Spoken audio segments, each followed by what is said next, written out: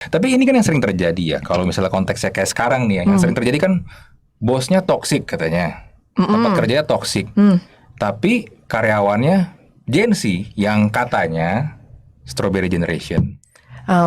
Generasi ya inilah, Strawberry kan gampang di ini kan, mejret, gampang digeprek gitu kan. Gampang digeprek ya.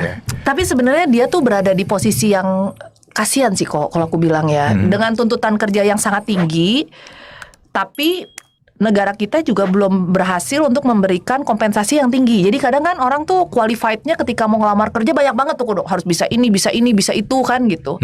Tapi pas lagi tanda tangan kontrak gajinya cuma segini gitu.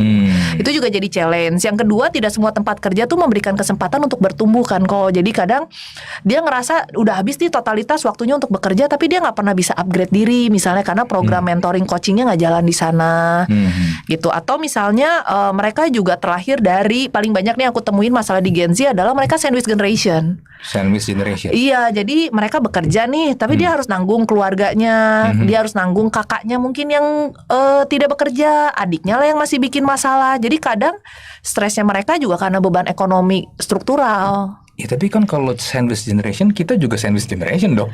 Nah, tapi orang tua kita mostly ada bekal kok. Oke. Dan kita melihat mereka effort kerja. Nah, kalau yang sekarang nih kadang ya ada yang menjadi sandwich generation karena emaknya nggak mau negur kakaknya yang laki-laki. Karena dianggap anak emas keluarga, kebanggaan. Jadi tiap kakaknya bikin masalah, yang nanggung jawab adalah adiknya. Gimana nggak emosi jiwa orang ya? Atau bapak ibunya bertengkar, cerai kagak, tapi setiap ribut telepon anaknya yang di kantor.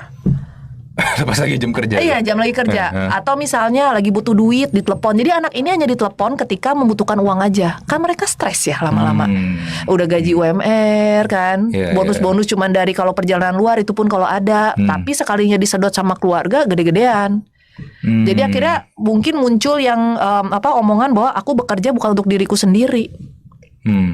Nah itu jadi kadang konflik-konflik itu sih yang muncul. Terus kompetisi di masa mereka sekolah juga berat ya kok aku bilang. Kan kalau zaman kita dulu cum laude tuh suatu kebanggaan banget ya kok. Dan kita sadar nih orang yang cum laude adalah orang yang memang layak. Karena dari zaman dia kuliah juga kayaknya udah makannya juga buku pelajaran ya. Nggak maksudnya hafal gitu. Bener sih, bener. Ya kalau sekarang semua orang cum laude kok, kita bingung mau nyari kerjaan. Iya, kayak sekarang banyak yang orang gampang cum laude ya. Gampang, di atas 3,5 tuh kayaknya mungkin nggak cum laude itu adalah suatu insekuritas kayak sekarang. Kalau dulu kayak ya udahlah emang anaknya pinter banget, anaknya rajin banget.